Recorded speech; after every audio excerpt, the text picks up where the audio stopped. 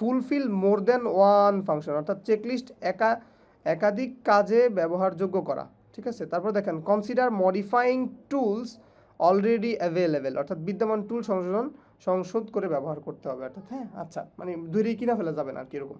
আচ্ছা, time frame must be planned so learner and agreements are ready, অর্থাৎ সময়সীমা পরিকল্পিতভাবে নির্ধারণ করা। তাহলে আমরা বুঝলাম যে অ্যাসেসমেন্টের সময় কস্ট ইফেক্টিভনেসের কথাটা একটু মাথায় রাখতে হবে। সো কিছু ফালতু চিন্তা ভাবনা অনেকেই হয়তো করে, যে মনে একবারে ভাব দেখায় অ্যাসেসমেন্ট হয়ে গেলে, যে দেখা যায় প্রজেক্টটা নষ্ট, অ্যাসেসমেন্ট বন্ধ করে দেয়। আসলে অ্যাসেসমেন্ট বন্ধ করে দেওয়ার অধিকার আছে, কারণ একটা ইকুইপমেন্ট ভেঙে গেলে বা না থাকলে অ্যাসেসমেন্ট বন্ধ করে দেওয়া যায়। সো এই জন্য মানে আপনার প্রজেক্টটা তাৎক্ষণিকভাবে 1 মিনিটের জন্য চলতেছে না, 5 মিনিটের জন্য চলতেছে না, আপনি বন্ধ করে দিবেন, এটা তো হয় না, তাই না? সেক্ষেত্রে আপনাকে কন্টিজেন্সি ম্যানেজমেন্ট করতে হবে। আচ্ছা, এবার চলে আসেন আইনি বিষয় ও পরামর্শ প্রক্রিয়া, অর্থাৎ লিগাল ইথিক্যাল রিকোয়ারমেন্টস। আচ্ছা, এই যে আইনি বিষয়গুলো মানতে হলে আপনাকে পলিসি মেনটেন করতে হবে, মানে গোপনীয়তা কনফিডেন্সিয়ালিটি বজায় রাখতে হবে, প্রাইভেসি মেনটেন করতে হবে, অ্যাসেস অ্যান্ড ইকুইটি পরিচয় এগুলো জানতে হবে। এগুলো আমরা অলরেডি আগের কয়েকটা জায়গা থেকে জেনেছি।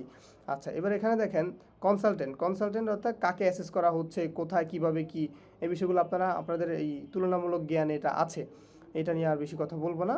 আচ্ছা, কনফ্লিক্ট অফ ইন্টারেস্ট মানে কি? স্বার্থের দ্বন্দ্ব, অর্থাৎ আপনার পরিচিত কেউ অ্যাসেসমেন্টে বসছে, অর্থাৎ আপনি অ্যাসেসমেন্টে গিয়ে দেখলেন প্রতিষ্ঠানের মালিক যে তার তিনটা ছেলে অ্যাসেসমেন্টে বসছে, মানে সে আবার পরিচয় করা দিচ্ছে, স্যার এগুলো আমার ছেলে।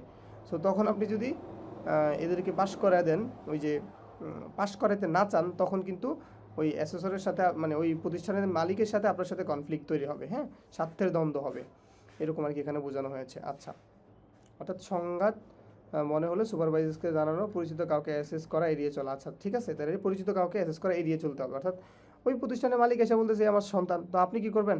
সন্তান ঠিক আছে ভাই, এই সন্তান বললে আপনি কম্পিটেন্ট করে দিবেন এরকম তো না, এটাই আর কি। এবার আসেন need of the candidate and responsible adjustment. আচ্ছা আচ্ছা, ক্যান্ডিডেট ক্যারেক্টারিস্টিক্স, ক্যান্ডিডেট কি হবে এগুলো আমরা আগে থেকেই বলছি। ওই যে লাগাস ফিল্ম শব্দটা মনে রাখতে বলছিলাম, ইন্ডিভিজুয়াল ডিফারেন্স, কেউ কেউ কেউ শিখতে শিখতে মানে কেউ কম শিখে, কেউ কারো ল্যাঙ্গুয়েজ কম থাকে, তার কেউ সাইকোসোসিও, কেউ আলাদা ব্যাকগ্রাউন্ড থেকে আসে, এই বিষয়গুলো আমরা দেখেছি।